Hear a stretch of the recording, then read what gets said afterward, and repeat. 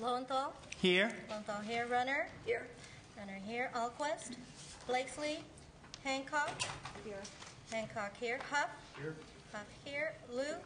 Lou here. Price. Here. Price here. Semidian. Vargas. We have a quorum. We have a quorum. Usually we go in file order, but today we're going to, we have a number of visitors and people here about SB 63, and so we're going to do that last. So we're going to start with Senator Price's SB 512, and then we'll do SB 789, and then Senator Alquist. Senator Price, welcome. Can I get you anything? Cup of coffee? Thank you, Mr. Chair. So we're going to take 512 first. That's what we're going to do.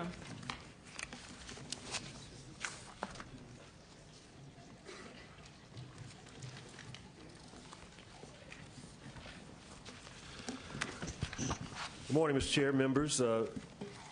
In regards to SB 512, I'd like to start off by accepting the author amendments, the committee staff recommendations provided in the analysis, which would clarify that the bill would restore current law and simply add a new subdivision that would allow for subgroup performance to be conducted for any student group that consists of 10 or more students and with valid test scores. This bill is intended to change the definition of subgroup for purposes of calculating the academic performance index for reporting purposes only to any subgroup with more than 10 students with a valid test score. It is not intended to change the definition of subgroup for purposes of federal or state accountability. In doing so, SB 512 would bring about greater transparency and information as to how all students are performing at any school or district. According to a January 2011 report by the African American Advisory Committee to the State Board of Education, in 2009 there were roughly 14,500 African American students in California public schools whose performance was apparently not considered or monitored as a subgroup under the current accountability and reporting system because they were enrolled in schools where they constituted less than 50 in number or less than 15% of the school population. This bill seeks to mirror essentially the federal adequate yearly progress guidelines for the reporting of subgroup results, which is defined as 11 or more students. We would only be creating a guideline consistent with what is already in place at the federal level. For AYP reporting purposes, California has already determined 11 as a reliable number of students to protect for confidentiality concerns. Also, in 38 other states, they have subgroups of 11 or less for reporting purposes, with 10 being the most common number. SB intends to increase the transparency and visibility of subgroup data for reporting only so that schools and districts are able to better address the needs of students and ensure that there is a clearer understanding of how students are performing so that we can serve them best. Again, this will not affect accountability. With us today, I have two witnesses in support. Dr. Steve Winlock, Chair of the African American Advisory Committee to the State Board of Education. He's also the Associate Superintendent of Elementary Education at the Elk Grove School District. And Dr. James Lanich, Director of the CSU, California State University Center to Close the Achievement Gap. He also serves as Executive Director for Just for Kids, California, and he's President of the California Business for Education Excellence. Welcome. Thank you. Please begin. Senator Price, thank you for your support. May I just share that I'm not any longer the Associate Superintendent in Elk Grove School District. I'm the Executive Director now of the Leadership Institute for the Sacramento County Office of Education, where we're training administrators. Can you first introduce yourself by your name, too? Thank you. My name is Steve Winlock. Again, the Executive Director of the Leadership Institute for the Sacramento County Office of Ed, as well as the Chair for the African American Advisory Committee.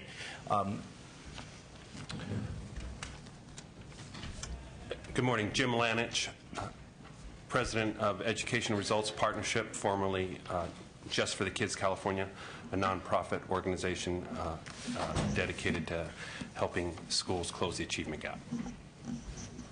Good. Shall you begin? You want to support this bill, say a few things? If you Yes. want to oppose it, then you have to come up later. Thank you so much. Thank First of all, I just want to say that our work as the advisory to the State Board of Education is to really, again, to look at the needs for African American students in the educational realm as we look at where they are performing academically. And one of our biggest pushes was really looking at the issues that are within the system that are affecting our children, in the sense about our accountability, our transparency, our areas that would allow our students to be accounted for, whether it would be on our records in the sense that would be an accountability factor, or whether it would be in the issue of just being transparent, that these are students in our schools and in our districts. As Senator Price mentioned, the issue about, we're talking right now about 14,000 plus students that were not quote unquote accounted for in their work and their progress that's been happening in school sites, and mainly because of the accountability system. So we know that this will not change it in the sense about as a formal account, but it will make it more transparent for the school sites in the sense about these are students that we need not to be left behind. We're school improvement folks, and I'm a former school teacher for LAUSD for many years, and we're data informed people, and when we identify the schools and the school systems in the state that are doing the best jobs with kids that have been historically dismissed and underserved, we find the folks that are getting the job done with today's resources. We help to identify them, mobilize them, give them a voice to share their practices to others who need that type of help and support. Many schools need that kind of help and support. A phenomenon that we found very often in going to schools is when we run the data on the school, we'll run all legal data runs keeping in compliance with federal guidelines. That means we'll run the data on any child or subgroup of children over 11 in number. That's different than what they get from the federal government accountability requirements and from the state of California requirements. A disturbing thing that we hear all the time is that when we give them the data on 30, 40, 45 African American kids, the response will be, where did this come from?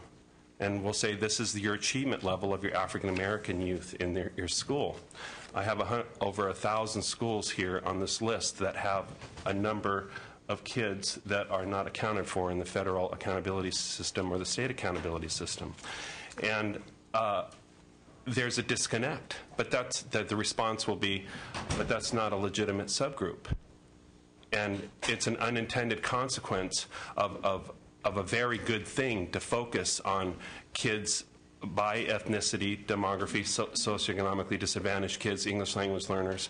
But when they are swept under a threshold of invisibility, it's a very, very bad thing. So we have no real accountability system in the state of California, in California law, that gets at subgroup performance. We have our federal accountability system, which has brought us a long way for giving visibility to those both getting the job done and those that need help on getting their kids to grade level. But 14,500 kids in 1,000 California schools of African American descent we don't know very much about. Thank you. Are there other witnesses in support?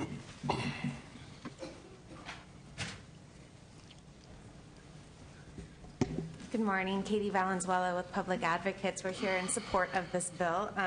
We think that this addresses a key issue of equity in our state. As has been mentioned, in just 2009, over 14,000 African American students weren't counted, and that's only one subgroup. I mean, we're not even talking about American Indian students or English language learners or socioeconomically disadvantaged students, and many of whom contribute to the achievement gap. And without identification, those schools may not be able to reach their needs or meet their needs in an adequate manner. Although this changed for reporting only, we accept that and support it. We would like to, we think it's really crucial to be specific about where that reporting will occur and to whom. We think that reporting should really be available to the public and to the community for transparency purposes, as well as for general accountability of the school. So we'd like specific language around inclusion on the website, or inclusion in the SARC, or inclusion through the Department of Education's DataQuest system, or something along those lines. Thank you. Other witnesses in support? Martha Zaragoza Diaz, and I am representing Californians Together as well as the California Association for Bilingual Education, and we support the bill.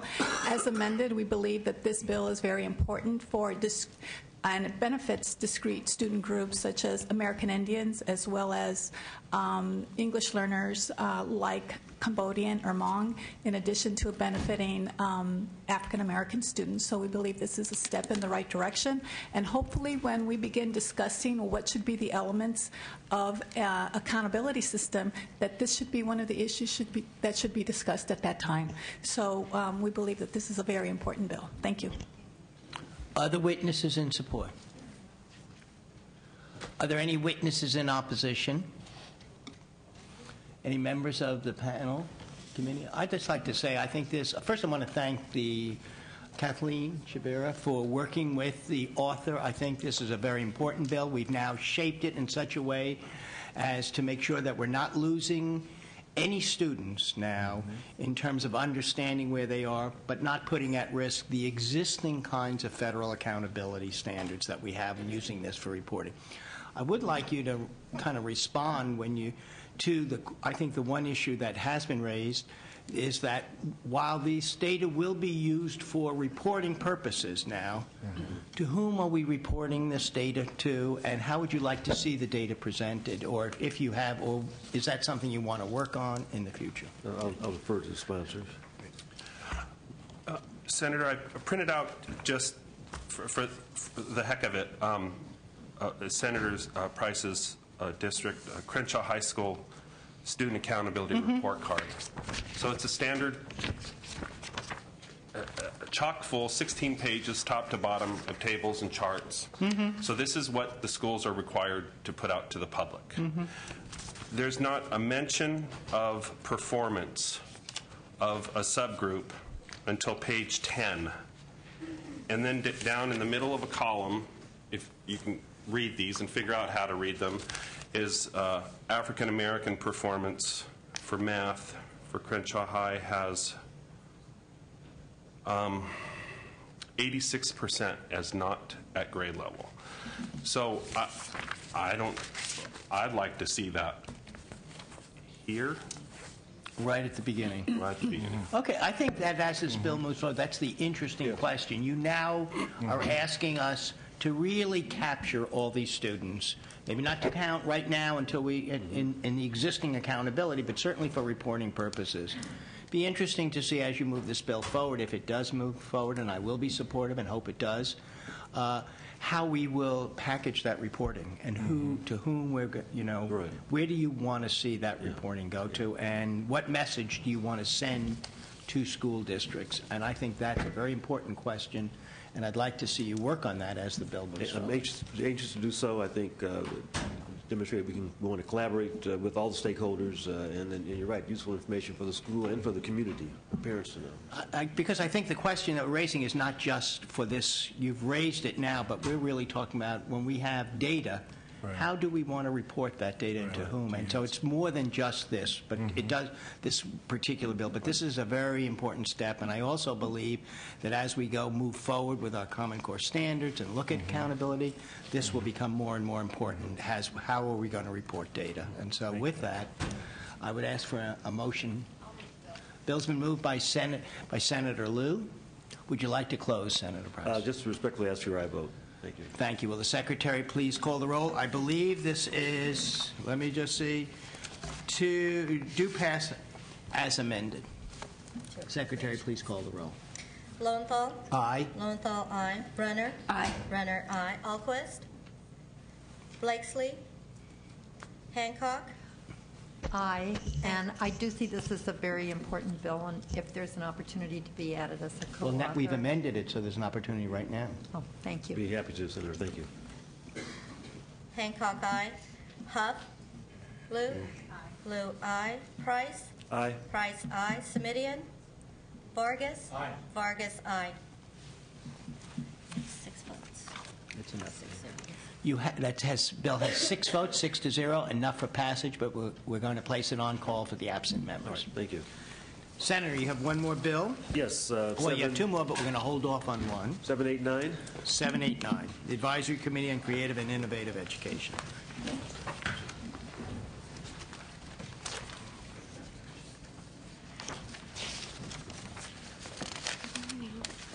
Again, members, I'd begin by accepting the committee's recommendations outlined on page 4 in the analysis. These amendments should address the initial cost concerns associated with establishing an advisory committee. Your support today will allow the sponsors and my staff to continue discussions with the superintendent's office to ensure that, to the extent possible, the remaining costs are absorbable. SB 789 aims to establish and implement an index that will rate every public school based on activities and practices that teach, encourage, and foster innovation and creativity in students. The index would provide information on the school as a whole, taking into consideration fiscal constraints, class, and program availability. Schools can use this information to maximize their resources to best serve the needs of students. The legislation would encourage schools to respond to that expectation by identifying the ways in which creativity and innovation are being cultivated in students in order to prepare students for the opportunities and skills in the 21st century.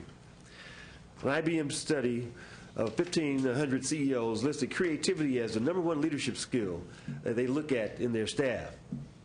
In a state where creativity and innovation have been so critical to our economic strength, SB 789 reaffirms our commitment that California remains a leader in forging a path to a successful future for all students.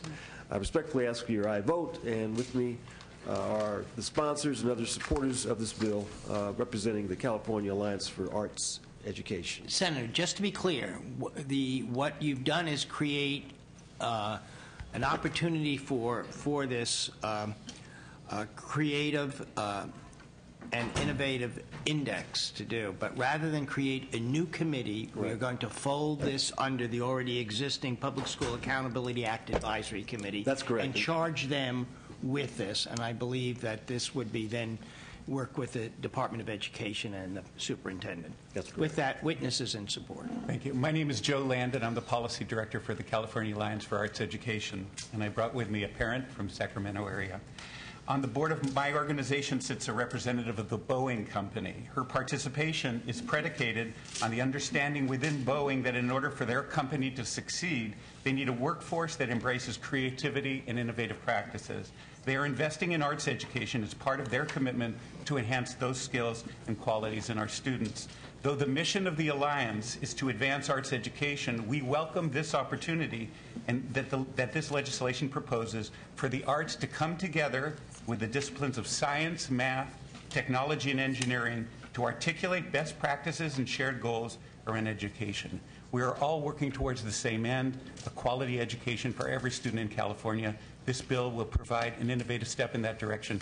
We appreciate Senator Price's leadership on this issue. I'd like to introduce Cher Tchaikovsky, a parent in the Sacramento area.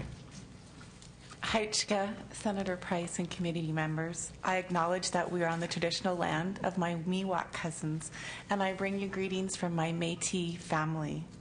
My name is Dr. Charlene Tchaikovsky, and I'm speaking to you today as a local parent, secretary of the Sacramento City Unified School District American Indian Education Parent Committee, and an educator about the importance of innovation, creativity, and imagination, and more specifically, how these areas have assisted in the development of my children. My children came to me 2 years ago as foster adoption from a reservation. Over the past 2 years, I've seen the difference that creative learning opportunities have made in their broken lives. I've seen my oldest daughter as she participated in a spoken word workshop and for the first time wrote and expressed herself in a public manner, and by also placing her in a public school that emphasizes the arts.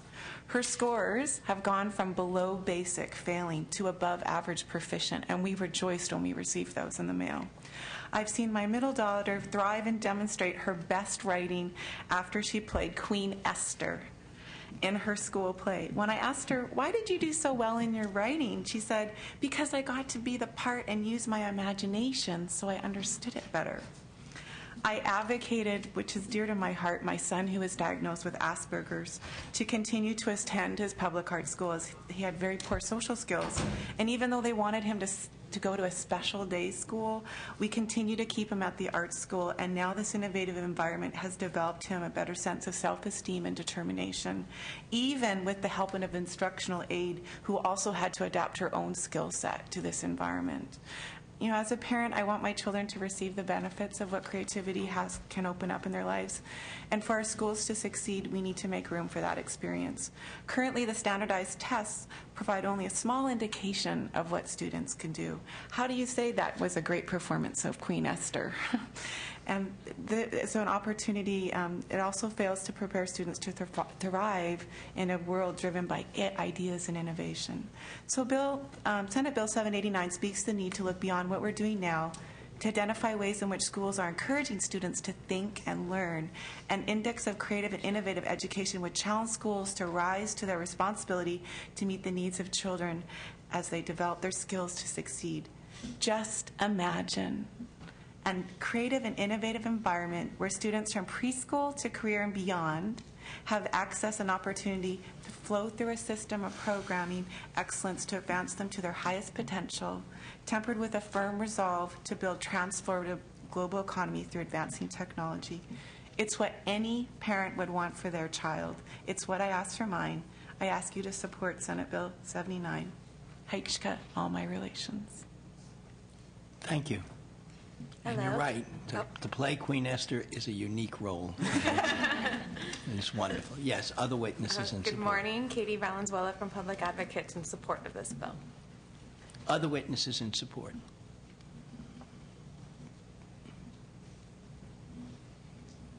Martha Zaragoza Diaz, representing Californians Together and the California Association for Bilingual Education. And when we saw this bill, we thought it was fantastic. What a novel idea to have our children think creatively and innovatively. I think that's what should happen right now in our educational system with the focus on testing, testing, testing. We have seen a narrowing of the curriculum, and we believe that this bill will help address not making it narrow and really infusing and access to other core courses with the emphasis on creativity and innovation. Thank you. We support the bill wholeheartedly. Oh, I can tell. Other witnesses in support.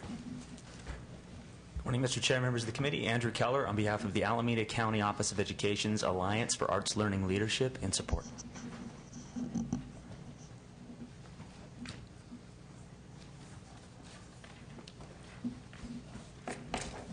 Good morning, Mr. Chair and members. Chris Reef on behalf of State Superintendent of Public Instruction, Tom Torlakson. The superintendent does not have a position on this measure, but is very much interested in this measure as there's currently a large dialogue happening in the legislature with the consideration of this measure as well as others around what do we envision for accountability in this state going forward. And so we very much would ask the committee to move the bill forward so that we can continue those conversations, and also want to commend the committee staff on a wonderful analysis. Thank you. Other witnesses in support. Are there witnesses in opposition?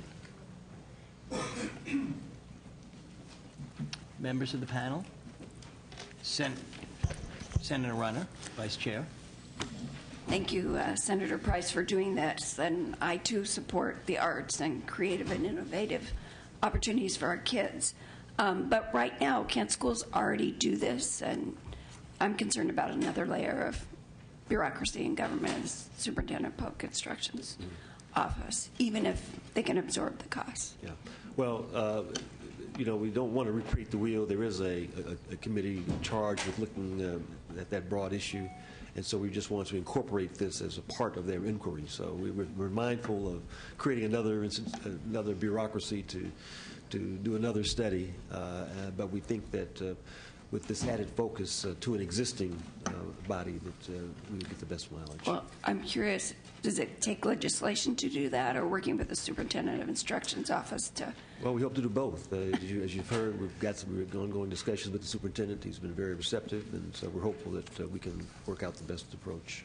Again, I'm very supportive of creativity, and my daughter had some learning disabilities and learned much better, and being in plays and music and was a good way for her to actually excel. So I appreciate that. Thank you. Thank you. Yeah. I, too, want to compliment staff, too. I think that it really responds to Senator Runner's. Originally, the bill did add a bureaucracy by creating another branch, but what we did was to really put into this, puts a statute that an existing advisory body to the superintendent will look at creativity as part of their charge. And I think that it does meet now with these amendments, and that's why I do want to compliment the staff for work and the author for working together. I think that it really does meet that balance of not trying to add bureaucracy at the same time begin to look at what kinds of goals do we want for our education, and how can we do that in a way that's cost effective at a time where there are declining resources. So with that, I will support the bill. And the bill's been moved by Senator Ahlquist. Would you like to any other members? If not, yeah, thank you. Senator Vargas is a creative guy, and he wants to say that. Just want to thank staff for working closely with sponsors you can and see stakeholders. That smile. We do appreciate the support, and ask for your aye vote. Secretary, please call the roll. And this bill is due pass as amended to rules. Secretary, please call the roll. Lowenthal? Aye. Lowenthal, aye. Runner? No. Runner, no. Ahlquist? Aye. Ahlquist, aye. Blakesley? Hancock? Aye. Hancock, aye. Huff? Liu? Price? Aye. Price, aye. Smidian? Vargas? Aye. Vargas, aye. It's 5-1, you should vote. Senator, you have 5 votes. That's 1 short of passage. We're going to hold the roll open for the absent members. Thank you. I believe we've had enough of Senator Price for now. Not Senator Runner. Senator Price, will you please come back? I didn't mean to. I can work for Senate bill. I'll be back to my mark. Okay. We've had enough of you. That's because I got voted no, I guess. No. Senator Ahlquist. Yes, please present SB 613. Sharon, I didn't.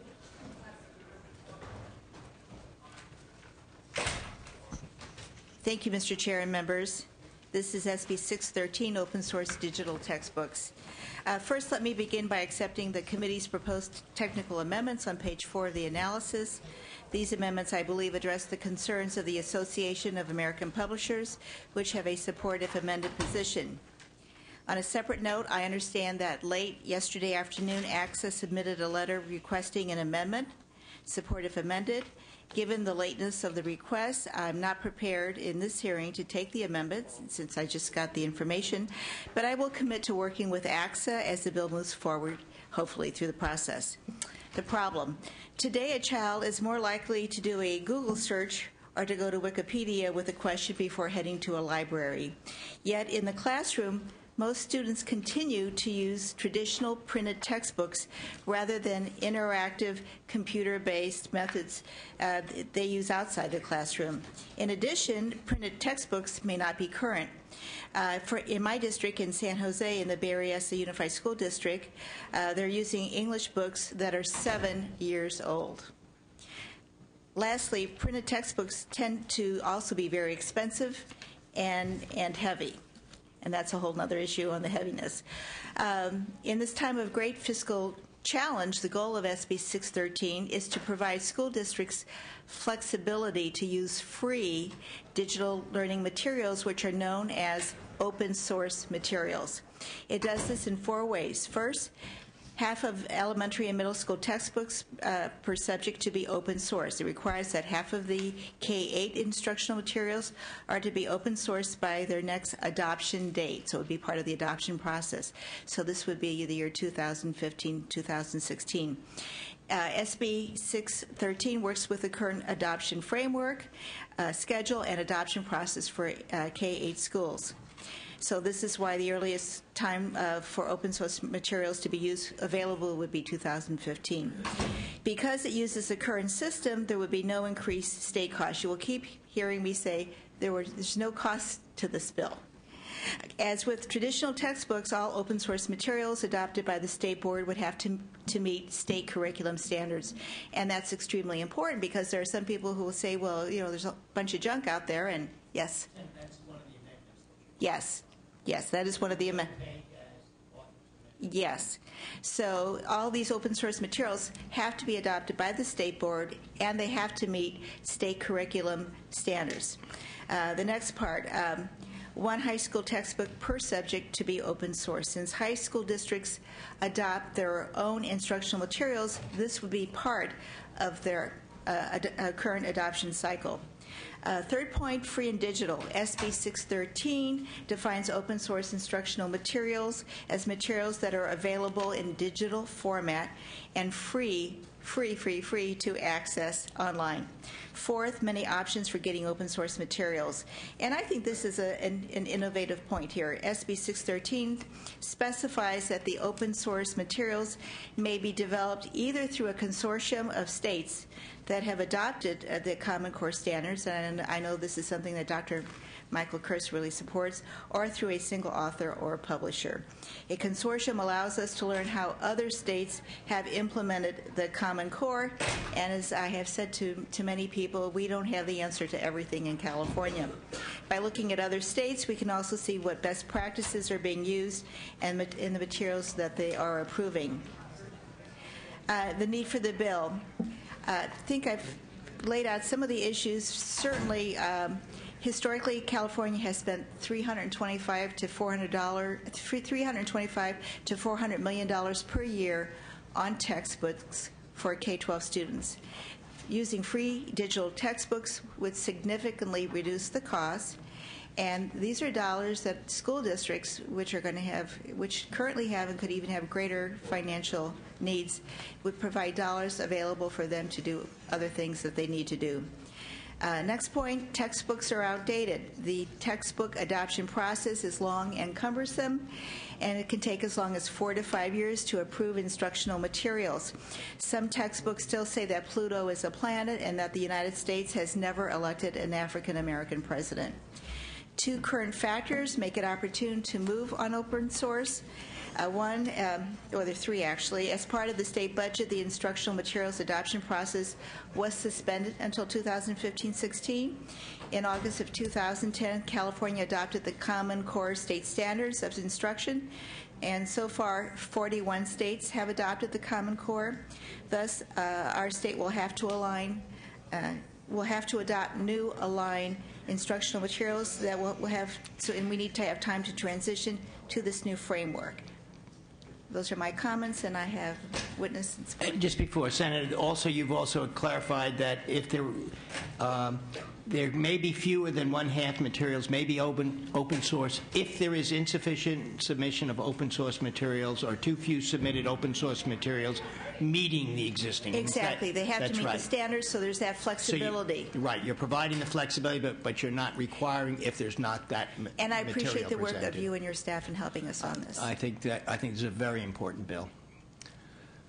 Witnesses in support. Thank you. Ernie Silva in support. On behalf of Sciatec High School, as you know, we're a competency-based dropout recovery high school. We are members of both the National Repository of Online Courses and work with the Monterey Institute of Technology and Education. We use digital materials. They both enrich the curriculum and accelerate learning for our students who are traditionally described as at risk. In fact, our El Centro site exclusively uses digital materials. We see this as the future. It's making a huge difference with the kids that are most at risk, and we urge your support. Thank you. Other witnesses in support?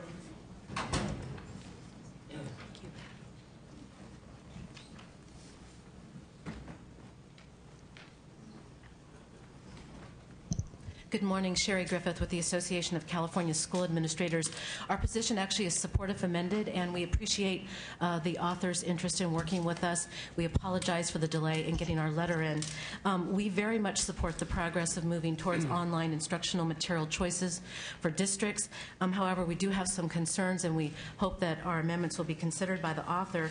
One of the concerns is really policy related, which is, as you know, with the State Board of Education, they're required to ensure that there are at least 5 choices in K-8 adoptions in all subjects in California. If we go to the 1/2 or greater, if it's an odd number that the board is approving, then that could be, for example, 3 of the 5 would need to be online. Our concern is the unintended consequence for those districts that choose not to purchase the online because the hardbound is a better choice for them. They would then be limited in their choices in regards to that list. Secondly, remember, these materials are a full-year course of study. So when a district contemplates adopting an online source, they have to provide access to those students for the full year, all the time, full time. And so to make that choice, it's a very important one, and it will impact budgets. So our recommendation to the Senator is that you limit it to at least 1 open source choice on the state board adopted list. And with that amendment, we could support the bill. Thank you. Other witnesses in support? Dale Shimasaki with the Association of American Publishers. We have a support if amended position on the bill. We'd like to thank the Senator for meeting with us and hearing our concerns. At the time the bill was out, we submitted a letter to you and other committee members raising 2 concerns. One is to make sure there's a level playing field in the adoptions process for open source publishers and all publishers, that the rules of the game are applied to everybody fairly. And in particular, we wanted to make sure that that for open source publishers, if they go through the K-8 adoption process, that the standards, the evaluation criteria, legal social compliance requirements are met. The amendment that the author has taken, recommended by staff, addresses that. I would only add that what's missing, the one piece that's missing in the amendment is curriculum frameworks in that, but I guess that could be taken care of downstream if you want to meet the spirit of that. The second thing is the unintended consequences piece that Ms. Griffith from AXA addressed earlier. You could easily have a situation where there's a number of publishers who submitted that might have been deemed adopted. So let's say 6 or 7 publishers got recommended for approval in the adoption process, but they were only able to find 3 open source publishers. Well, in that instance, you would have an unintended consequence where you might have to eliminate the three of the publishers just because you couldn't find sufficient open source publishers to submit. And we don't think a publisher who's invested tens of millions of dollars in adoption should be punished because we couldn't find enough open source providers. Didn't we amend? And I was going to say that the amendment tries to address that problem. It does. It has not. We still have a concern about the issue of one open source provider requirement for high schools, because there might be some of the more specific topics like calculus, organic chemistry, and so forth, where it may just not be possible for a marketplace to accommodate that. But again, I think that's a downstream issue to address. So we're getting closer, and you're working with the author. My question, and I think we would like just to be educated ourselves, this is a tremendous opportunity to move towards open source. Question is, how are you going to make money? You're here saying your support, if amended, we're going to work with you. It will be amended. It already has been, the bill, to kind of meet some of these needs, which are good, realistic we would like to know how publishers in open source, for our education, are going to make money. Well, I think right now the situation is such that the publishing industry, vis-a-vis the current open source providers that are out there, have a very different product than what open source providers have.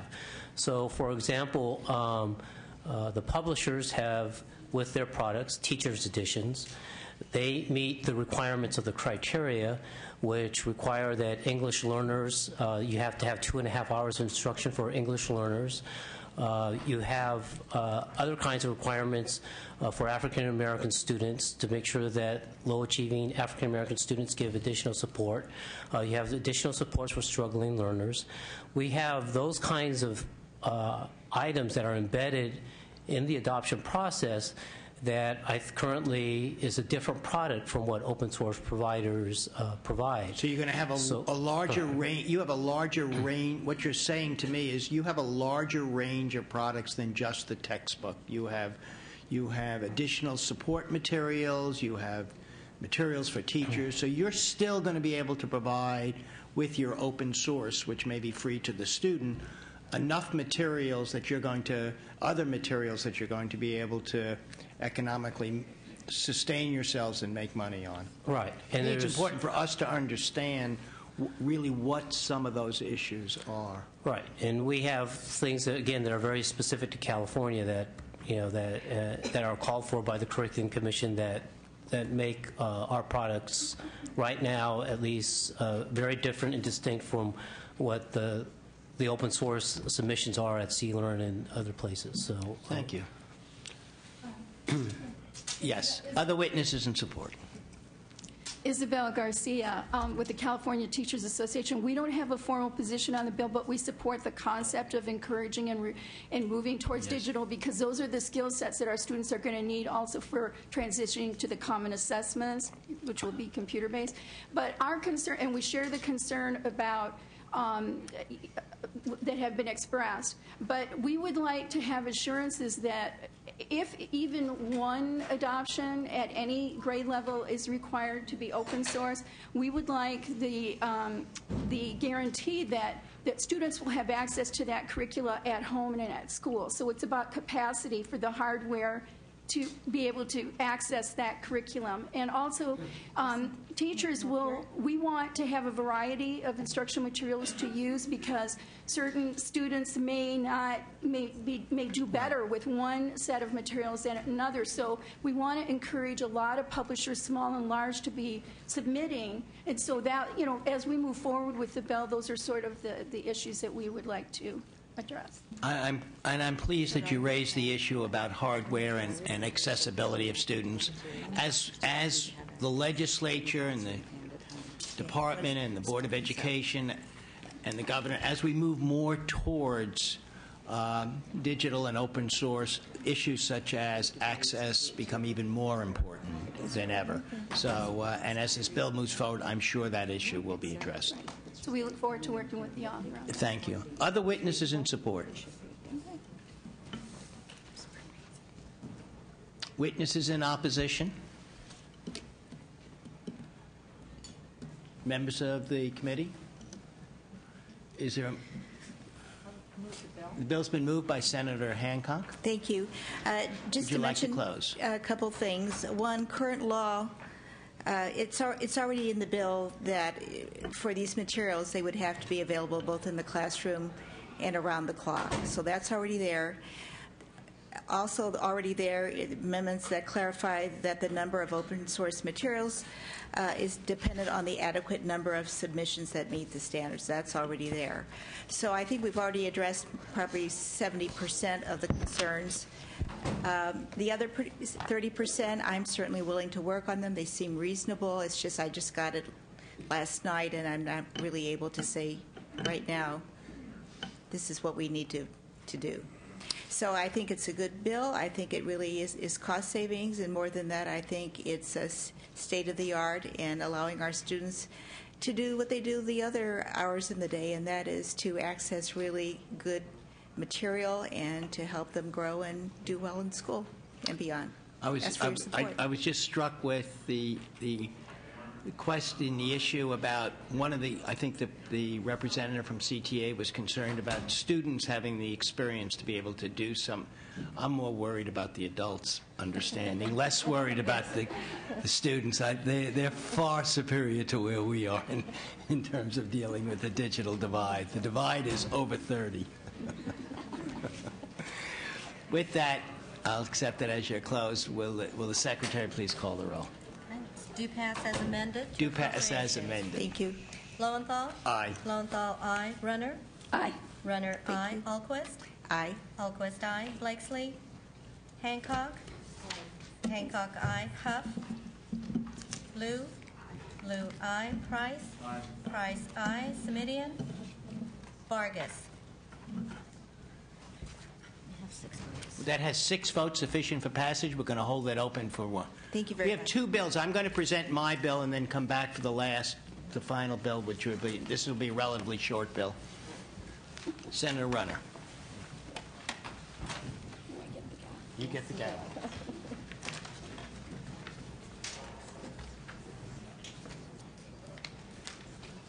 Yes.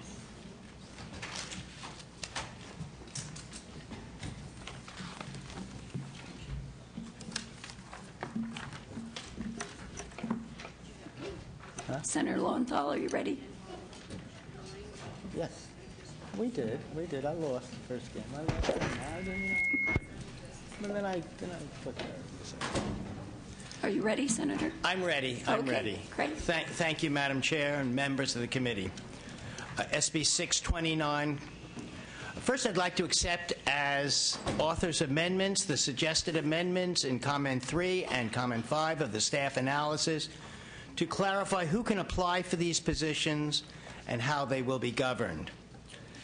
SB 629 would expand the authority of the Board of Governors of the California Community Colleges to appoint persons without permanent civil service status to CEA positions within the Chancellor's office. The California Community College Chancellor's office is in a very unique position. Typical classifications within civil service do not always meet the needs of the Chancellor's office. People with community college experience, academic affairs, or financial aid experience at a community college are not considered civil service, and therefore these persons are not eligible to be hired under the current CEA process. This bill would expand the CEA eligibility for the Chancellor's office to include a person who has a minimum of 5 years' work experience at a local community college, a higher education policy position, or a technical or occupational capacity for which there is a shortage of qualified workers like nurses. Currently, the Chancellor's office has 3 CEA positions, and really what we're talking about, CEA positions are really, I guess, what considered career executive assignment positions. And so we already allow the legislature and statute, the Chancellor's office to select 3 CEA positions. All this does is to broaden the pool to say people who already have an expertise as having community college experience or experience in higher education policy or having a unique occupational experience that is really needed by the community colleges, that they also meet this criterion. So it's a very small addition, provide more flexibility to the Chancellor's office and to the Board of Governors, and I ask for your support. Okay, witnesses in support. Senator Scott, good to see you. Good to see you, Senator Runner, and all the rest of the senators, many of whom I served with. Let me simply say that the Community College Chancellor's Office is rather unique. There's a great deal more flexibility and freedom afforded to the President of the University of California and to the Chancellor of California State University. I recognize some of the limitations of this particular position when I took it, and I'm only asking here that there be a slight variation. frequently, when I began to look about for vice chancellors that can serve the community college, if it's a CEA position, I've got to hire from within civil service, and that does tie my hands. It doesn't always follow that someone who has served in the Department of Motor Vehicles is best qualified to serve in the chancellor's office.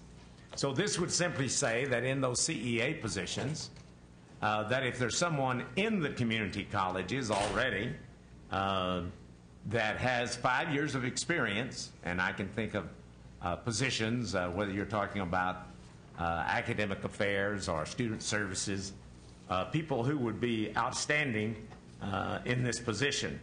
So I've often found that it takes a long time to either go through the gubernatorial appointment process or to go through the CEA position, where I might not be able to find someone who has the right kind of experience. So in order to make the community college chancellor's office more effective, this is not a terribly wide-ranging bill. It is rather narrow in its scope, but it would be a step forward in making my job easier and more effective. I would therefore encourage you to support Senator Lowenthal, and I appreciate very much his willingness to carry this bill. Great. Witnesses, support. Thank you. Mark McDonald, McCallum Group, on behalf of a number of local districts, Kern, Glendale, Los Angeles, Los Rios, Peralta, San Diego, West Kern Community College districts, all in support. I think the author and the chancellor did a good job of representing the need for this bill. From a local district perspective, it would give the chancellor more flexibility in hiring experts from the local districts who would best provide support to other technicians within that area at the local level. And a lot of times that expertise can't be replicated in other areas. So we strongly support the bill and encourage your support. Thank you. Yes, Madam Chair, Bonnie Slauson, representing the Community College League. And although our boards of the chief executive officers and the California Community College trustees have not adopted a specific position on this bill, staff is recommending support, which is consistent with the position that they had in 2010 legislation, as well as policy directives that have come from the board in the support of other activities to enhance the academic and administrative excellence in the chancellor's office.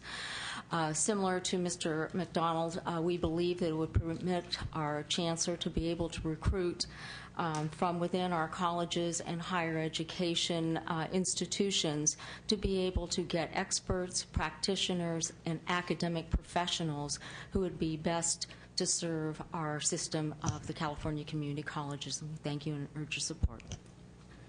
Dale Shimasaki, representing Santa Monica College.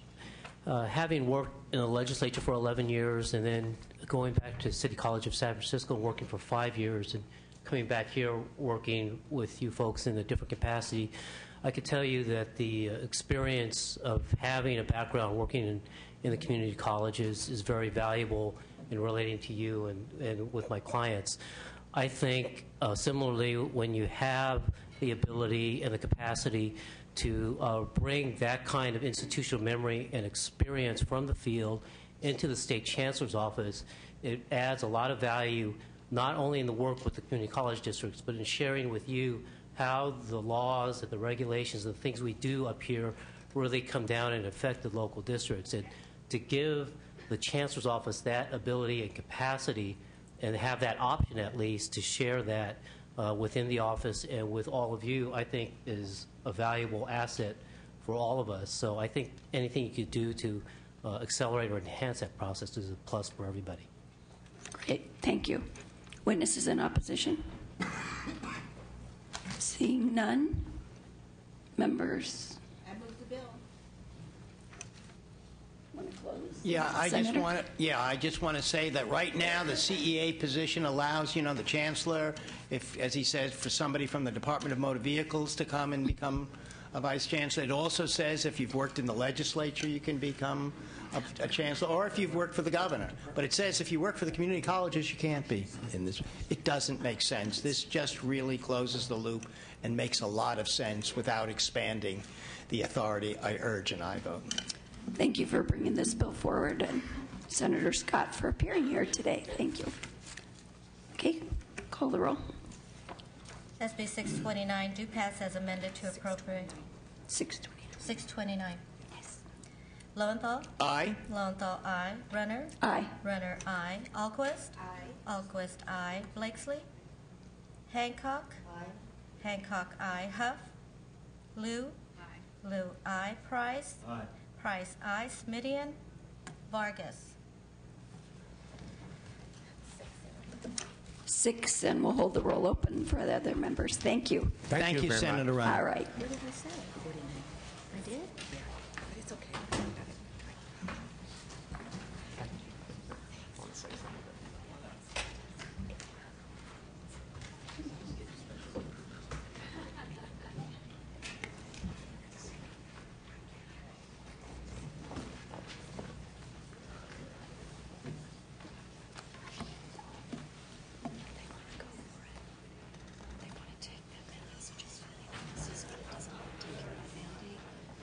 Do I keep the mandate?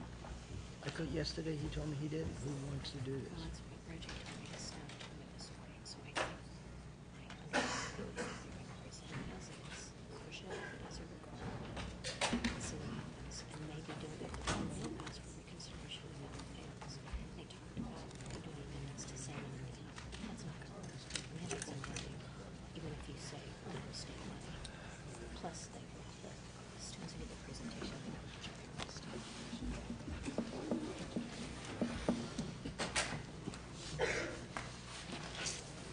Senator Price, welcome. Thank you, Mr. Chair, members. SB 63. My remarks are going to be brief and to allow for my witnesses, many of whom have traveled a great distance, to join us today. I want to make sure they have an opportunity to speak. Have a seat.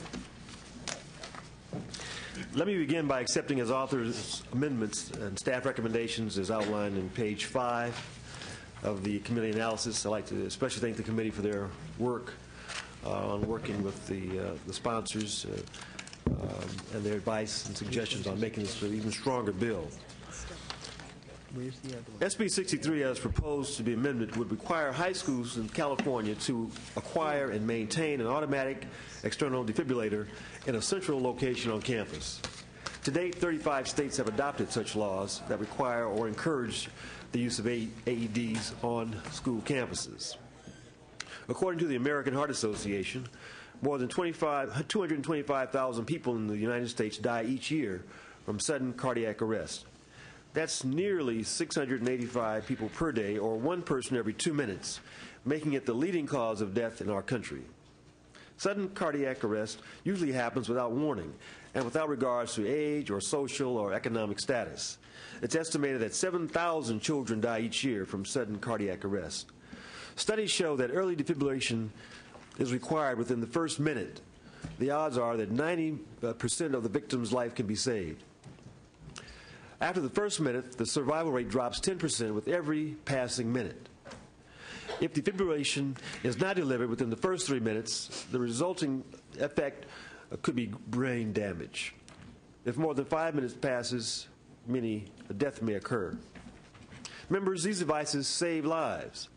While we require their use in health clubs and airports and on airplanes, and while they can be found in public places like the state capitol, there's no such requirement for our California schools, who are given the challenging responsibility for providing for the general health and safety of students during the day. While many school districts in our state, such as Los Angeles and San Diego Unified School Districts, have aggressively moved ahead in recent years to implement AED programs for their high schools, others are still lagging behind. Unfortunately, it's not until the untimely death of a student who is the victim of SCA that we have such debates and schools and communities are moved to action. We cannot afford to wait for the next casualty to occur. In California, we spend tens of millions of dollars each year on the types of equipment in our schools such as high-volume photocopiers, fancy whiteboards, projectors, expensive renovation of stadiums and gymnasiums, practice sledges for the football team. Surely we can find a way to purchase a piece of equipment that has life-saving potential. I recognize that there are fiscal concerns relating to the implementation of this bill, serious concerns, and that's why I'm willing to take an amendment to ensure that the provisions contained in this bill are implemented only to the extent that non-state funds are identified and made available for use. And I'm also willing to delay the bill's implementation by 1 year in order to allow schools and districts to better plan. I have witnesses here in support, and I'd appreciate an opportunity for them to testify. Before we listen to the witnesses, I would like to say a mandate is a mandate is a mandate. This is a mandate. This has a cost of over $2 to $3 million. We are in the process of cutting everything. I think it's a very worthy concept, but I have a hard time supporting a mandate at this moment, that when we're going to be cutting teachers and everything else going forward. So for me, I would prefer for you to amend the bill, to delete the mandate, and instead require schools that already have defibrillators to follow the process that you've placed in for process. I know that you would like to see us go forward in the other way. I think that what you're asking for is very worthy. And under normal circumstances, I would be very supportive of this.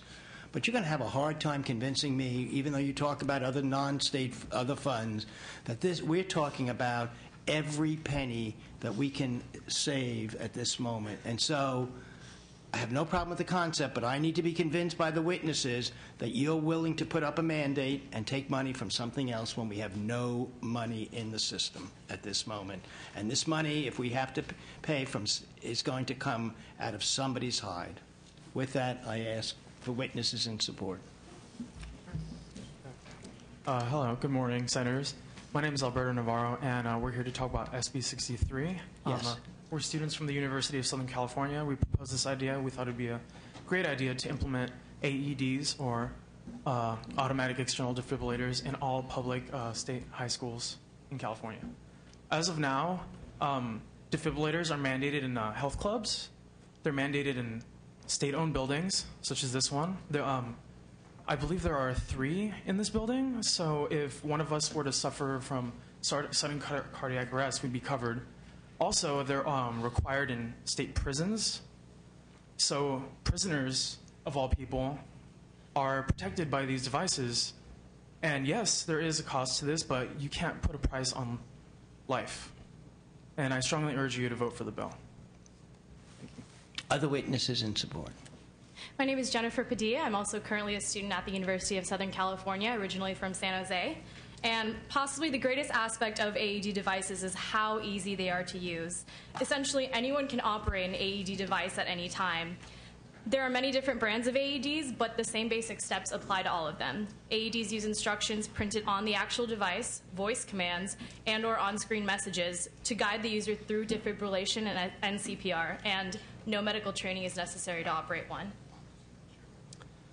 Good morning. My name is Navshar Singh. I'm from San Jose, California, and I'm also a freshman at the University of Southern California. Approximately 20% of our nation's population is in a school on any given weekday, and approximately 7,000 children pass away every year as a result of sudden cardiac arrest. Many of these cases are preventable. Almost 90% of these cases are preventable if an AED is available on campus for response to this. And California already requires that AEDs be present both in health clubs and in airplanes, and studies indicate that it's 30 times more likely for sudden cardiac arrest to occur in a school than it is to occur in an airplane. We believe that it's unacceptable for students to have to be in an unsafe learning environment where sudden cardiac arrest can occur and take their life, which is why we urge you to support this bill. Thank you. Good morning. My name is Emily Welch. I'm also a student in the University of Southern California. And I'm from Austin, Texas, where recently a bill almost identical to this one was passed in 2007 after one of my good friends collapsed on a football field. Thankfully, there was an AED present, so he survived, and he joined with the governor and other state senators to get this bill passed in Texas, and it did pass with no nay votes. Many other states have similar laws that mandate AEDs in high schools, states such as New York, Illinois, Florida, Georgia, and Texas. So why not California? This is something that we're all very passionate about because the risk is so high and it can be so easily prevented. Thank you. Hello, my name is David Henney, and I'm also a student from the University of Southern California. I have a story to share with you. Just last year, I was at Loyola High School, where I went to high school last year, and I was watching my good friend John play soccer. He came into contact with another player and was hit in the chest at the right time, in the right place, and fell lifelessly onto the ground. Quickly, our athletic trainer ran to his side and revived him using an AED. If that AED wasn't present, I would have seen one of my good friends pass away right in front of my eyes. Luckily, John was near an AED. However, many kids aren't near AEDs and sadly lose their lives over a $1,500 investment. Currently, 1,286 high schools are in California.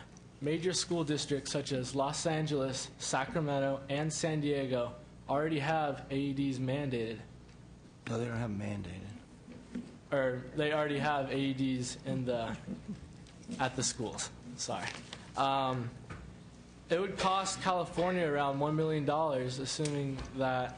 knowing that Los Angeles, Sacramento, San Diego are already a large percentage of the population and of the high schools in California. So make an investment for your children, for your grandchildren, and vote for this bill. Know that you will be saving lives. And I ask you, how much is a life worth? Please vote for this bill. Thank you. Good morning. My name is Melissa Linton, and I am as well a student at the University of Southern California. Senator Lowenthal, I know you're quite familiar with the city of Long Beach, which also happens to be the city that I'm from. And in Long Beach, the average call time for an ambulance is 6 minutes, and that's not even including ending the call with the operator. For example, the time to just dial 911, half a minute. The call processing time, 1.5 minutes. Activation time, 1.5 minutes. Already, the victim is brain dead. Between 4 to 6 minutes, the victim can become brain dead. And with each minute that passes, the victim has a 10% less chance of surviving. And if an AED were to be present, the victim would have a 90% chance of surviving. And I understand the fiscal climate that's going on right now. But What do you understand about it? that it's difficult. It's more than difficult. And I completely understand that. But as David had mentioned, there's no price on a human life. And as you will soon hear testimonies. I don't think we disagree about that. Of course.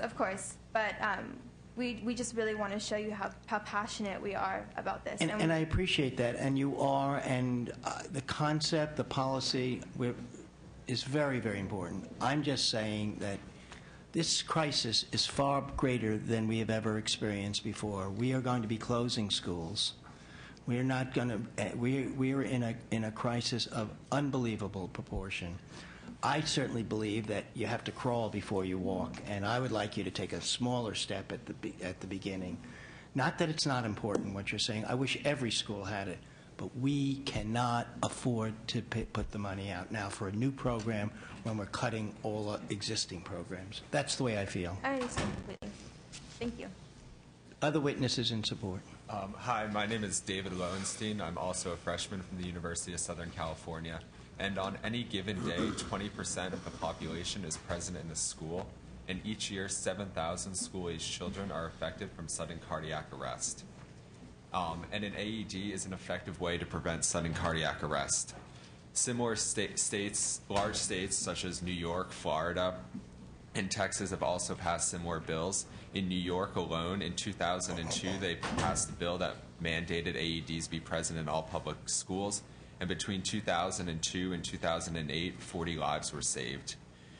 Members of the committee, you have a unique opportunity today to potentially save thousands of lives by mandating AEDs being present in all schools, and I urge you to support SB 63.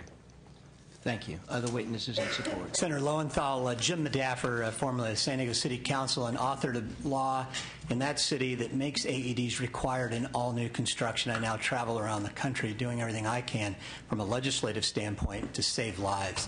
Since this hearing started in the United States, we've seen 40 people have died from sudden cardiac arrest. Every 2 minutes, somebody drops dead, and it affects students, employees, teachers. I understand the fiscal issues that you're talking about very well.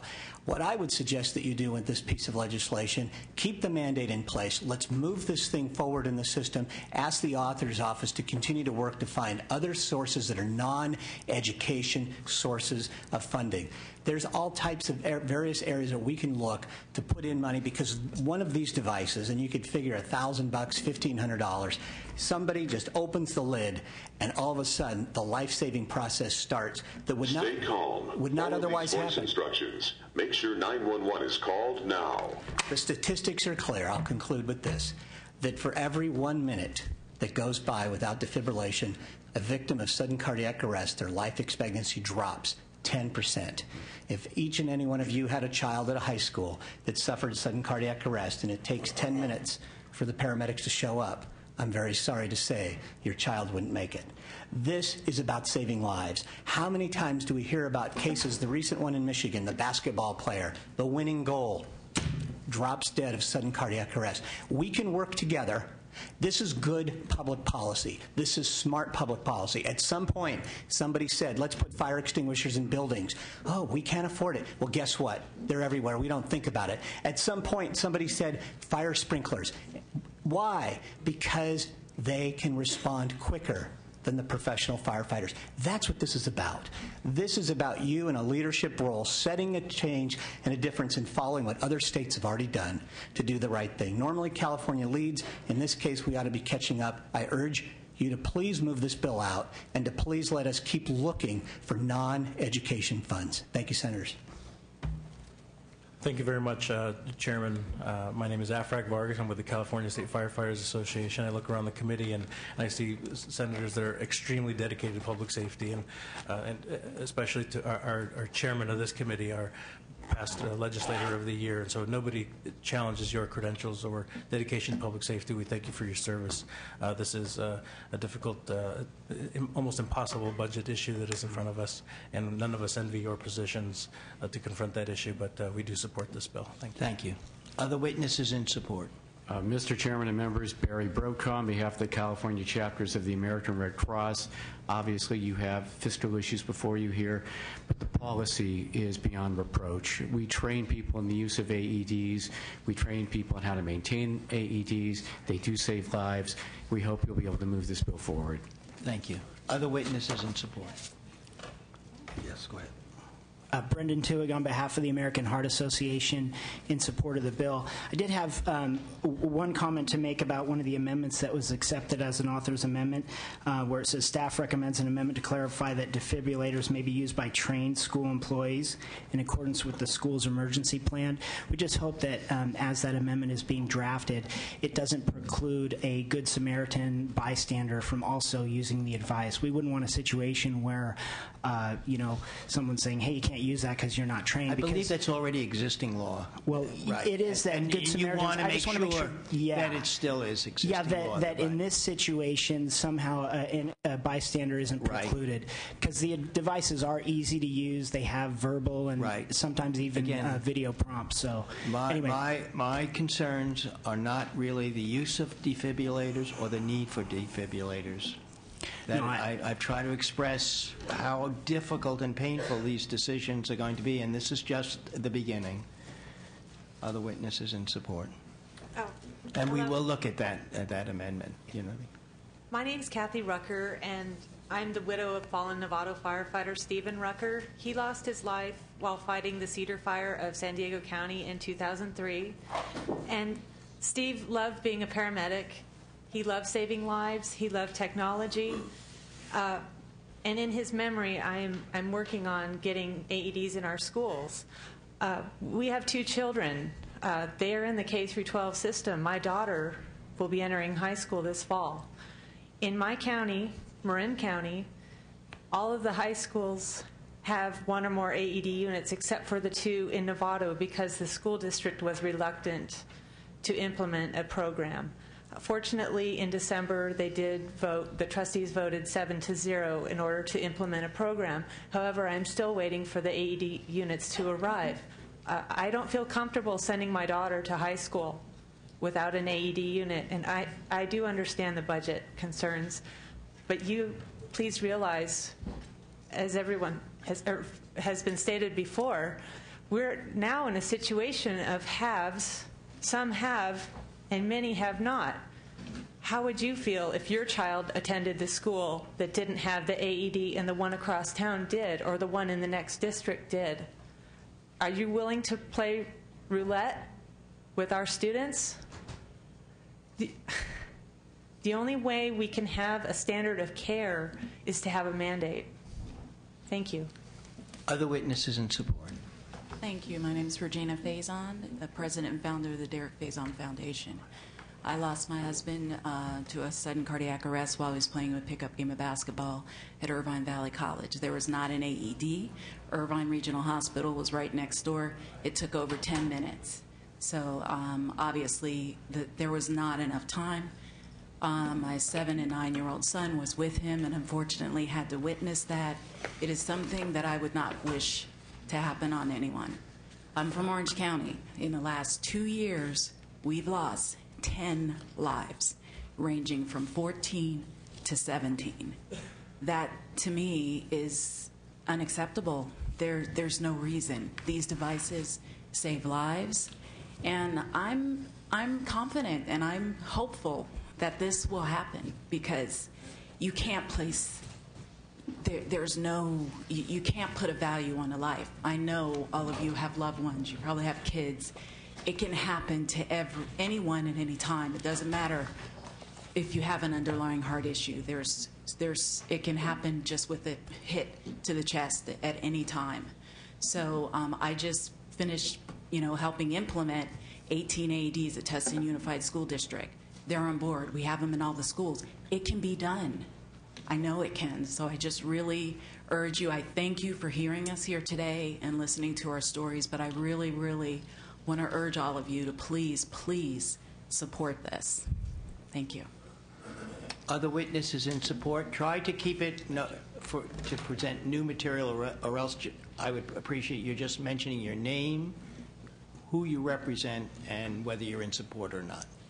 My name is Corrine Ruiz, and I'm here as a mother to speak about my daughter, Olivia. April 22nd, 2004, my daughter died of a sudden cardiac arrest. I thought my daughter was a healthy, young 14-year-old, as she was a cheerleader, basketball player.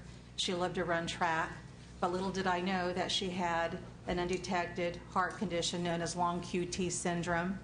Several weeks before my daughter died, she was seen by her doctor and was misdiagnosed as having stress. Since I was uneducated regarding sudden cardiac arrest in youth and didn't know the statistics, knew nothing about long QT syndrome, I left. April the 11th, which was Easter Sunday 2004, was my daughter's last day alive. That night, my daughter said goodnight to me. "I love you, Mom. I'll see you in the morning." April the 12th, I woke up to wake my daughter up for school. She was not breathing. Panic set over me. I started screaming. My son happened to be home, called 911. They arrived within 13 minutes. By then, it was too late. They could not get my daughter's heart started again. But fortunately, the emergency room doctor who worked on my daughter did not give up. He said he would not, because she was a young girl. After over an hour, my daughter's heart did start to beat, but unfortunately, she was in a coma for 10 days. And for the first 3 days while in the coma, doctors are trying to figure out why this seemingly young, healthy 14-year-old girl would go into sudden cardiac arrest. A cardiologist was finally called in and was able to diagnose Olivia with her condition. My daughter was flown to the Children's Hospital in Los Angeles, and for the next 7 days, brain scans, every scan that you can think of was done to try to find some inkling of life left in my daughter. Unfortunately, there was none. After 10 days, April the 22nd, we were told that my daughter it was our decision that we would have to make the decision to take her off life support, which was very hard to do, but we knew we had to let her go. I was given the opportunity by the nurses to clean my daughter for the last time, the way I did when she was a baby. I changed her diaper, I combed her hair, I cleaned her face, and I kissed her goodbye. We disconnected life support, and we all held and kissed her goodbye. Today, 7 years later, April 22nd, that pain is still very real. Since my daughter's death, I have now become an advocate, and I will continue fighting for the change and fighting for sudden cardiac arrest awareness in the hopes of saving at least one life. But my daughter was truly a remarkable young lady, and she was taken too soon. Thank you for listening to my story. Thank you. I'm deeply touched, as I'm sure everyone else is, by the story, and there is no words that can express our feelings. Thank you. Other witnesses in support. Excuse me. My name's Tim Halpin from Los Gatos, California. My son Mikey passed away at Los Gatos High School December 2nd, 2008. He left the lunch. Well, they had a coach meeting because they were playing a CCF title game that Friday night. And when he left there to go to his math class, right there walking with his friends, he had a seizure, passed out, and pretty much died right there in front of his friends. So it not only affects the parents and family, but it affects the students that he goes to school with. They still mourn. So, and it kind of makes them feel vulnerable when they see somebody, a fellow student, pass away. So I just ask you, please pass this bill and save some lives. Thank you. Thank you. And again, I too, this is very, very moved by this, and it was quite courageous of you to come before us and present this story. Thank you. Senator Lowens, my name is Rachel Moyer. In the year 2000, and I didn't realize until just now that Tim's son died on December 2nd, a number of years later. I'm an educator, I'm a teacher, I have two other daughters. Gregory was my baby. And he was 6'3", 220 pounds. He went off to his basketball game that night, walked off the court at halftime, looked at his father and me and his sister, who was a senior. I'm like, hey, I had a really good game. 2 minutes later, we're called into the locker room, and I said, oh, what did he do? Did he trip over something? Did he put another kid in the garbage can? Never in a million years that I thought my healthy son, who passed 3 school physicals and sports physicals a year, had an issue with an enlarged heart. They did not have a defibrillator in the $70 million building. It took 30 minutes for the first AED to arrive at the scene. People were hesitant to start CPR and AED because they thought that, he had this agonal breath. What's going on with this kid? And when we were called in, I just said, watching TV, I said, start CPR. And Greg died. And it made me realize, as an educator, I am responsible for the education of the children in my class, but I also take them out for fire drills. I also should have been required to be CPR AED certified, and there definitely should have been one in the school where I was teaching. I was teaching in New York State at that time. Within a few months, I made one call to the New York State United Teachers, and I said to them, we don't have AEDs in our schools. Why? And they said, what do you mean? We thought we did. And I said, no. He says, but the vice president said, no, but we have them in our prisons. And I said, yeah, you do. And within 4 months, the bill was passed. And the reason it worked, because New York State, of all people, first off, if it happens in New York State, it can happen anywhere. So that's my reason for bringing up, as the first state that passed an AED requirement from K through 12 that they have AEDs in their school, that teachers were required to take in-service days and teach the CPR and AED as well. They've had 75 saves with AEDs so far. So we have a list. We started an organization called Parent Heart Watch. This is the list from 2007, of kids playing basketball at basketball practice, running in gym class. Oceanside, I recently donated an AED to Oceanside because of one of their kids in gym class. They went from buying 5 to buying 30. So when I go to places and they say, we don't have the money, I said, did you buy a computer? And the answer is, well, of course we bought a computer. And I said, how much is a child's life worth? This list is 2000 to 2007. 50% of these kids would have been saved if an AED was in their school. And what I think that you're saying today, and this is not, please don't take this the wrong way, but we put up billboards. And we got money. We got money from all kinds of people, from the Masons, from every type of group. There is no excuse. One school district, I'll give you the example. Irvine Unified, 2007, they lost a student. I went there to donate an AED. Said, no, we don't want him. I said, put it in writing that you don't want it. But then they lost a kid in 2008, and 2009, 2010. Irvine Unified is getting AEDs. Well, where was that money before when they were put in the multi-million-dollar trap? So basically, what I think that you're saying, not you editorially, but the fact is when schools say they don't have the money, as a teacher, I know how much money was wasted in school. And I'm sorry, as a teacher, if I have to make a donation to my union, if I have to take a freeze and cuts, I mean, I'm one of the extremes by saying this. I'm basically saying, I don't care about the kids in my school district.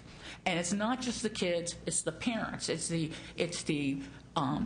anybody that visits a school. You have a responsibility to the districts, and I will gladly provide this list for you, and there's no doubt in my mind that there isn't a kid from your school district and from your district that you represent that died and should have had that second chance, because a second chance is what we all deserve for our kids. And no one should have to bury a child. Thank you. Thank you. Again, we are very appreciative of that you took this time to share your experience with us. Other witnesses in support. Hi, my name is Jacqueline Rosen. I am a student at the University of Southern California. I'm from Los Angeles, California, and I am in support of this bill. Thank you. Other witnesses in support. Yes, I'm Lori Paddock with Novato, California, and I'm in support of this bill.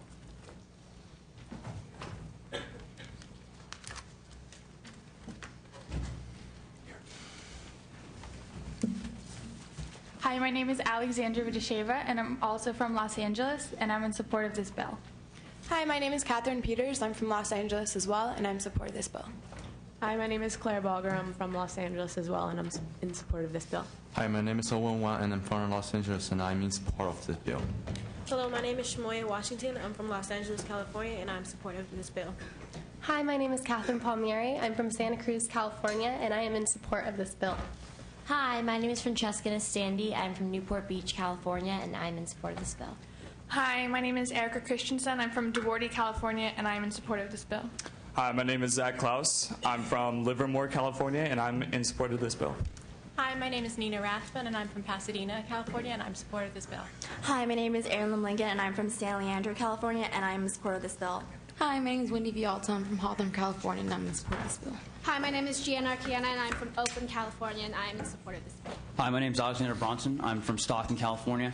I'm in support of this bill because if our elected officials get the benefits of having an AED in their workplace, why not our students having the benefits of an AED in their workplace, which is the schools? I'm in strong support of this bill. Thank you. Hi, I'm Michael Goring from Rockland, California, and I'm very strong support of this bill. My name is Xavier Reese from Bakersfield, California. I'm in support of this bill. Thank you. Kevin Murray from Los Angeles, California. I'm in support of this bill. Thank you. Well, good to see you, Senator. Thank you. Are there any other witnesses in support? Witnesses in opposition?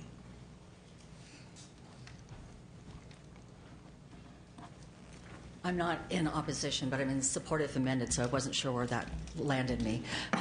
My name is Laura Preston. I'm with the Association of California School Administrators. And if you'll allow me just a moment, this is probably one of the most difficult bills for me in my personal career to ever have to be here on.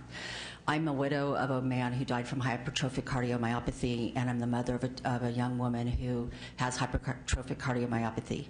HCM is found in 1 in 500 people, and it's the leading cause of sudden death for people under the age of 30. So that means that it's in my husband's family, and I have a daughter with it. And that means that other people here in this room have people that they know and love that have this disease, and it's undiagnosed. HCM, as I said, it can cause sudden death, not just in children, but in adults. And when you hear an enlarged heart, you heard that from some of the parents, that's HCM. And the problem is, if we've talked about here today, it is the fact that this bill has an unfunded mandate. And so the association that I work for, school administrators, on my behalf, because I pleaded with them to not oppose the bill, I said, will you please allow us to at least have a supportive amendment on this bill? Because I know that many of my colleagues will be opposing this bill when it gets to the Appropriations Committee. So having said all of that, one of the things that I have in my personal life done is try to talk to self-insurers in particular, because one of the things that we find with school districts are that a lot of the self-insurer companies are, they're not prohibiting school districts from getting defibrillators, but they're certainly encouraging school districts not to have them because of the liability. And you've heard earlier, I have argued and I've said I think you're going to be held liable if you have one or you don't have one, because we are the deep pocket, and that's just what happens. And as you heard earlier, you have a school maybe across town that has a defibrillator and you choose not to, you're going to be held liable. So why not at least err on the side of caution? Now, there is an enormous cost, and in the bill, one of the things that I spoke with Senator Price about was the fact that the bill required every school to have a defibrillator, and also at every sporting event. A comprehensive high school could have 12 to 15 sporting events going on at one time, which would mean that that high school would have to have 12 to 15 defibrillators, which is really very expensive for us to be able to have and maintain. So that's something that we had talked about. The other thing that, and I know because of the mandate, the bill will not get through this year, and I haven't had the chance to talk to the students at SC about this, but I want to, is I think it would go a long way for some piece of legislation to move forward that states that it's the intent of the legislature that all schools have defibrillators in them. And I mean all schools. Students die at 7, they die at 5, they die at 14. It is an epidemic. It is an epidemic that nobody is really hearing about. The statistics you hear in the press are erroneous. The things that you hear, we hear about students dying, we never hear about why they died. So oftentimes it is sudden cardiac arrest, but we never get to have that knowledge after the fact. And so it's very disjointed out there. So to having something stated by the state of California and by the legislature that says that this is a priority for you, that you mean to have defibrillators in the schools, and either go further that say when the economy returns and that, you know, this is a first right of money to be spent, something that will allow us to be able to use against some of those self-insurers out there that says, look, this is a priority for the legislature, let us get those defibrillators, because we have people who want to donate them to schools, not even paying for them ourselves, but to donate them, and we're not able to accept them in many chances. So I encourage you to move something forward that gives some sort of priority on this very, very important issue. Thank you. Other witnesses in opposition. Thank you. My name is Robert Cutbirth. Today I represent the interests of the California Association of Joint Powers Authorities, 2 of their member districts, Schools Insurance Authority, North Bay Schools Insurance Authority. These are some of the risk pools that you just heard about, but I'm also here on behalf of some of their member school districts. Presently, we are taking an oppose, but we hope to be able to work with the Senator's office on some amendments that will move us to a positive view. But we have several different issues that have led to our current opposition. The first is recognizing school districts are self-insured. So when we talk about money, we are really talking about money that can be used in the classroom. And there's several different issues that come up. First is not only just the purchase price, but also unfunded are maintenance costs, repair costs, because we have several now that have been stolen from schools and placing the claim, but also the training costs.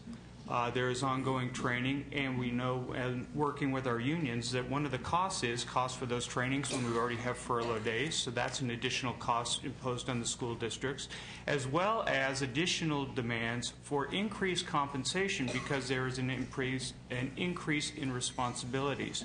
So there are a lot of hidden costs, not all of which have been already addressed. The next part is, and some of the proponents today have discussed this, there currently is, under the law, no mandate or requirement, and thus there is no, as one of the terms were used, standard of care. What instead we have is discretionary immunities and discretionary provisions that protect our school districts. By creating a mandate, what we do is we actually create increased liability exposures. And one of the things that we're very concerned about is impact on the general fund. Tracy Unified was sued, and while the outcome of that case for the individual involved the victim who suffered a cardiac arrest, probably would not have changed based on the use of an AED, and that's one of our concerns. The district itself faced a six-figure exposure for defense and indemnity costs, and that comes straight out of money we can use in our classrooms. So we have great concern about creating a mandate and a proposed standard of care. It would be a significant change in California law, one of which we're very, very concerned about. Could you try to wrap up? Yes.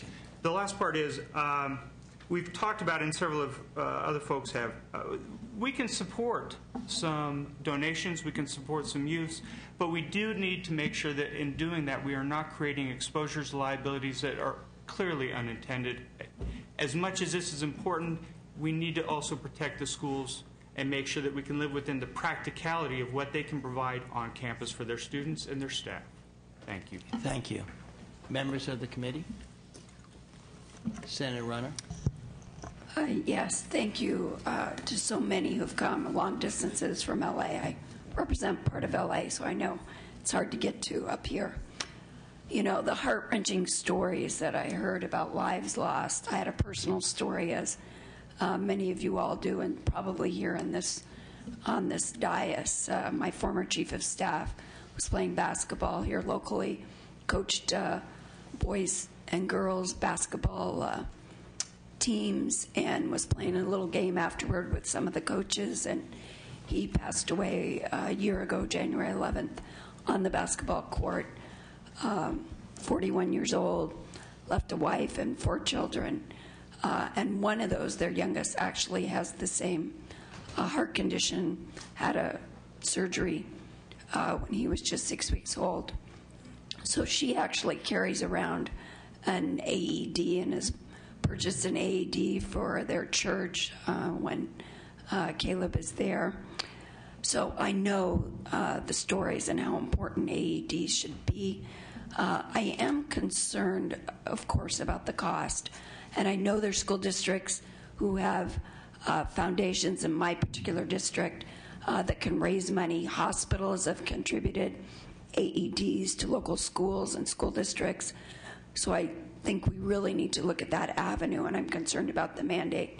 I was concerned, the representative from AXI said that AEDs have been voluntarily given, but they can't be accepted in schools.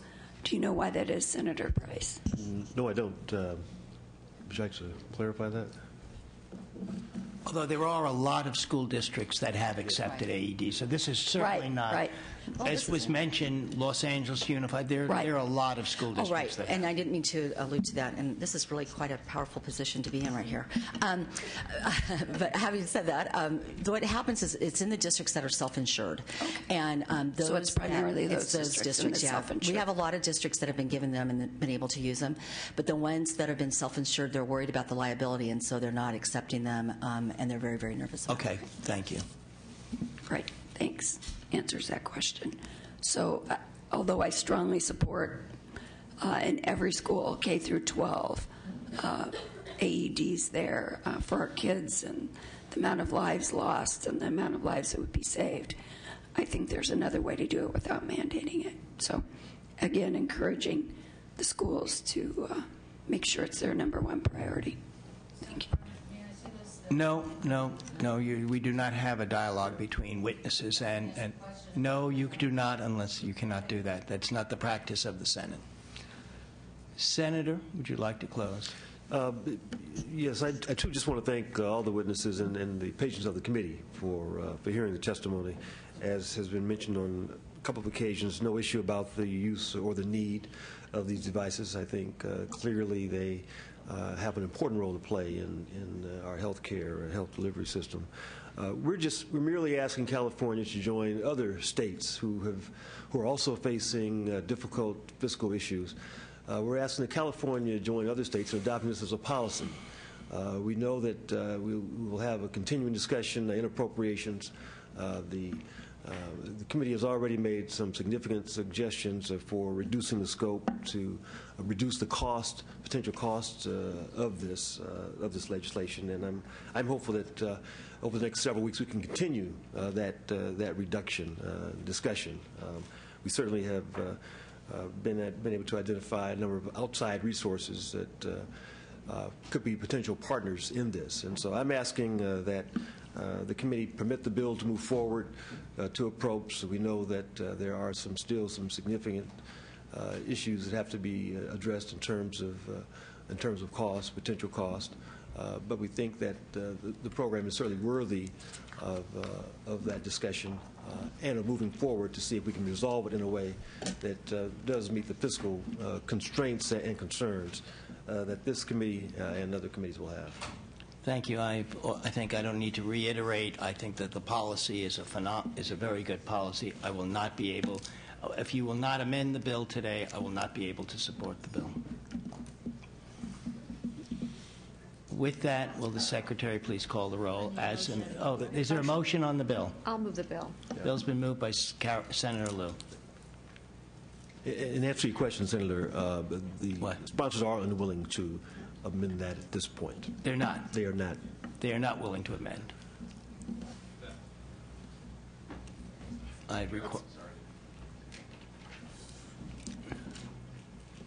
With that, will the Secretary please call the roll? Oh, Senator I apologize. I just finished up a meeting and raced up.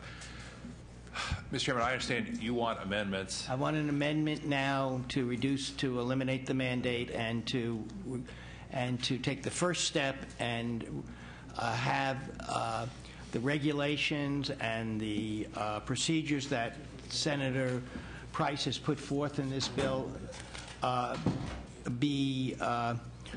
delete the mandate and require schools that already have defibrillators to follow the regulations that Senator Price. But I cannot support the additional costs. And while I want to support my chair, I guess I'm wondering why the cost issues can't be sorted out as the bill moves forward to approach.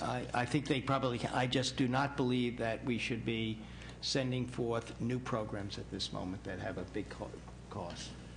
That message should not be sent at this crisis, during this crisis. Senator Lowenthal, would making the bill an intent bill rather than a mandate? I would be fine. As I said, I am in support of the bill, but the sponsors do not want to do that. Okay. I am support of the policy. I'm support of of developing intent language.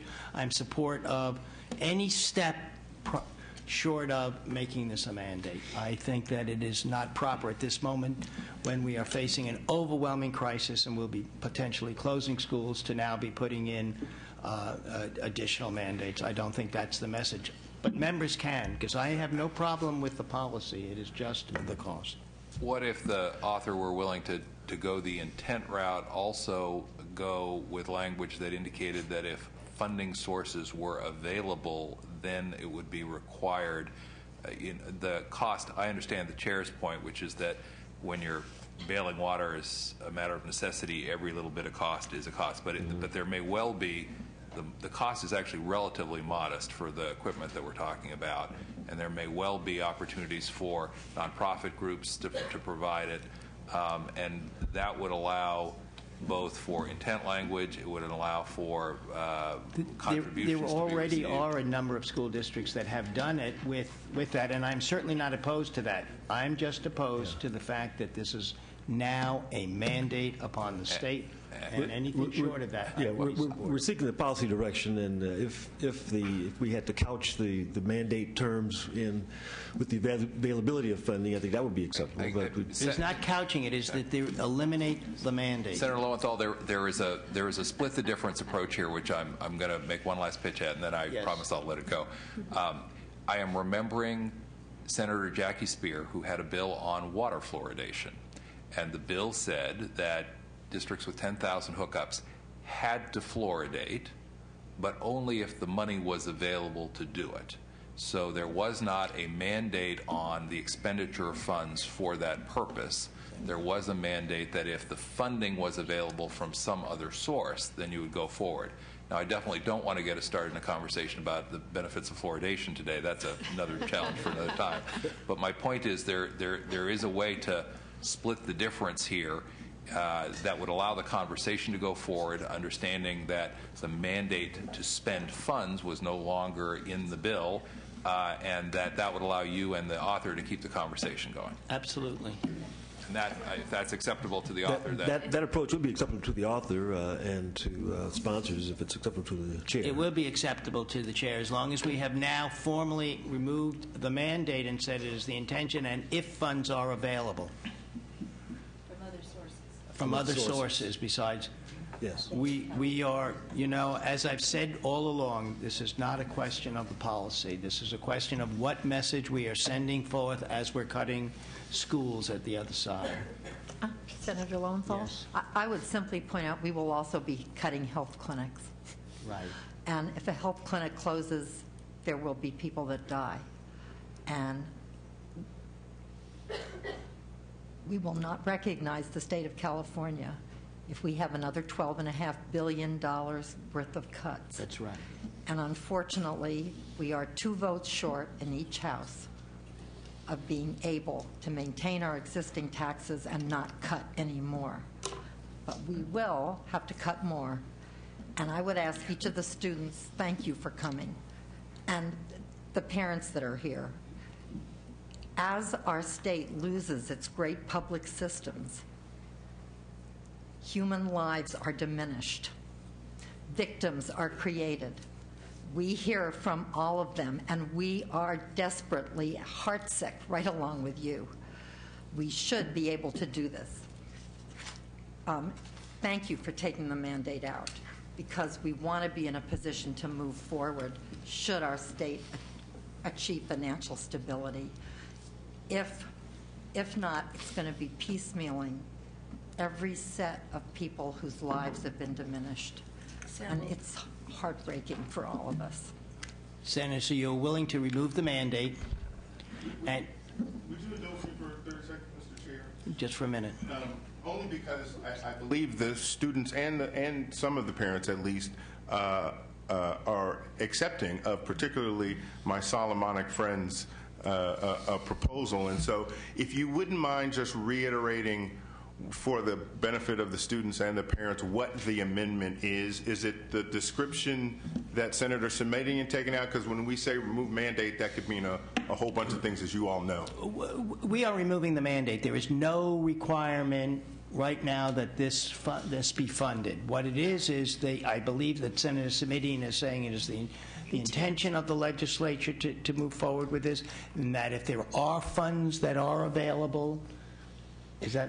Yeah, the language would be that the only remaining mandate, if I to be clear about this, would be that the defibrillator be there if there is a funding source made available for it. So here's what I'm envisioning. I'm envisioning that in a school district, if we had the regulations, body of law in place, we had the intent language in place, and we had language in place that said if the funds are made available, you do have to provide this. I'm then envisioning that there may be a local health care provider or business interest that says, you know what, the cost is relatively modest, but we don't want to go off and have a bunch of schools telling us, well, that's not our department, we don't do that. So I do want the mandate, the only piece of the remaining mandate would be if the money's forthcoming, then you have to go ahead and provide it. Right, but there is no requirement that the state provide resources. That's exactly I am the intention real of my clear on that. We are sending people to nursing homes. We are doing horrible things. We are not going to be funding new programs while we're doing that. Senator Lowenthal, there are just 3 words that need to be added to the phrase that Senator Samidin created. If funds are available from other sources. From sources other than from other sources. Sources other than the state. Right. Yes, right. That needs to be put in there. That's right. Because we all think this is a wonderful thing to do, but we know the state is broke. So, if we rephrase it so it's really clear. That is my only question is, would that language preclude the state 5 years from now, when hopefully you've solved this problem? 5 years from stepping in. From 5 years from now, if the state is flush with money, you could have a bill The that message, really mandates it the way you want it. People have to understand what the consequences are where we are today. That's it. Not 5 years from now. We are in a crisis mode today. And hopefully in 5 years, all schools will have them. Right. But we certainly are willing to accept the amendments as suggested by Senator Simidian with permission of the chair. I think Yes. that's acceptable to the sponsors. With that, Senator.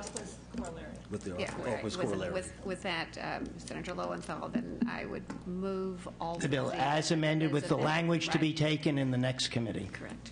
Thank you. And you will work with our staff. Absolutely, and appreciate staff's help thus far. Yes. It's being sent to Health, and so the amendments will be taken in the Health Committee.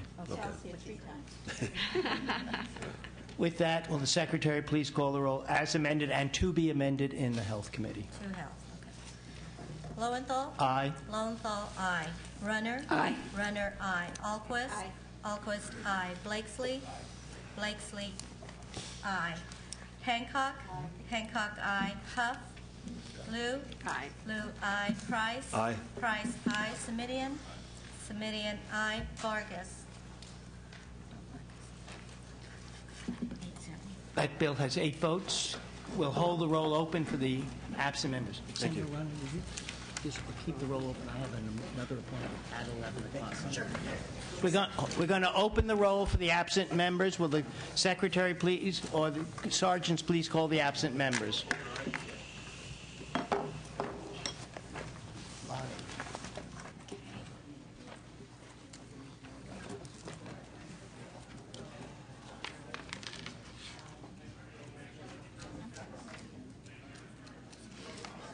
I was going to say, you want to go through the agenda as soon as we... Could I add on to a bill?